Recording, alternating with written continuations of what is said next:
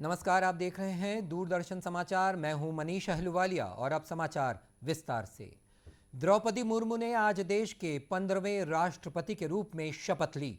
संसद के केंद्रीय कक्ष में आयोजित एक भव्य समारोह में प्रधान न्यायाधीश एन.वी. रमन्ना ने उन्हें शपथ दिलवाई। राष्ट्रपति द्रौपदी मुर्मू इस पद पर आसीन होने वाली पहली आदिवासी और दूसरी महिला हैं। मैं द्रौपदी मुर्मू ईश्वर की शपथ लेता हूँ कि मैं श्रद्धापूर्वक भारत के राष्ट्रपति के पद का कार्यपालन करूंगी तथा अपनी पूरी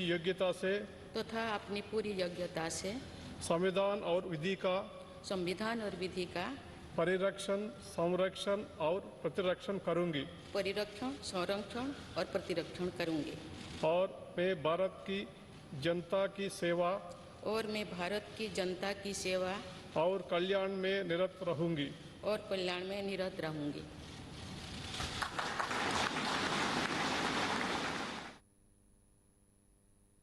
शपथ ग्रहण के बाद राष्ट्रपति द्रौपदी मुर्मू ने अपने संबोधन में कहा कि भारतीय लोकतंत्र की ये खूबसूरती है कि देश के दूर दराज के इलाके की एक गरीब महिला राष्ट्रपति बनी। उन्होंने कहा कि राष्ट्रपति पद तक पहुंचना उनकी व्यक्तिगत नहीं बल्कि देश के हर गरीब की उपलब्धि है।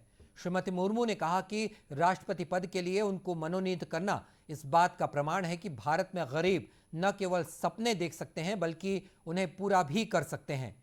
श्रीमती मुर्मू ने देश के समावेशी विकास के लिए समाज के वंचित लोगों के उत्थान और महिलाओं और युवाओं के सशक्तिकरण की दिशा में काम करने का संकल्प दोहराया। उन्होंने कहा कि मेरे लिए जनता का हित सर्वोपरि है। देश ने एक ऐसे महत्वपूर्ण कालखंड में चुना है जब हम अपनी आज़ादी का अमृत महोत्सव मना रहे हैं। आज से कुछ दिन बाद ही देश अपनी स्वाधीनता के 75 वर्ष पूरी करेगा। ये भी एक संयोग है कि जब देश अपनी आज़ादी के 50वें वर्ष का पर्व मना रहा था तभी मेरे राजनीतिक जीवन की शुरुआत हुई थी और आज आज़ादी के 75वें वर्ष में मुझे ये नया दायित्व मिला है। शपथ ग्रहण समारोह के समापन के बाद राष्ट्रपति भवन के प्रांगण में तीनों सेनाओं की ओर से राष्ट्रपति को गार्ड ऑफ ऑनर पेश किया गया।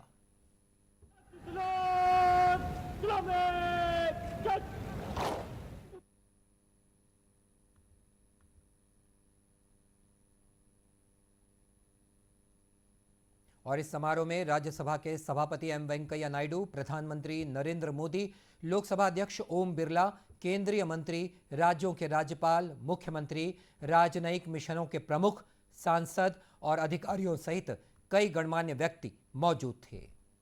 निवृत्तमान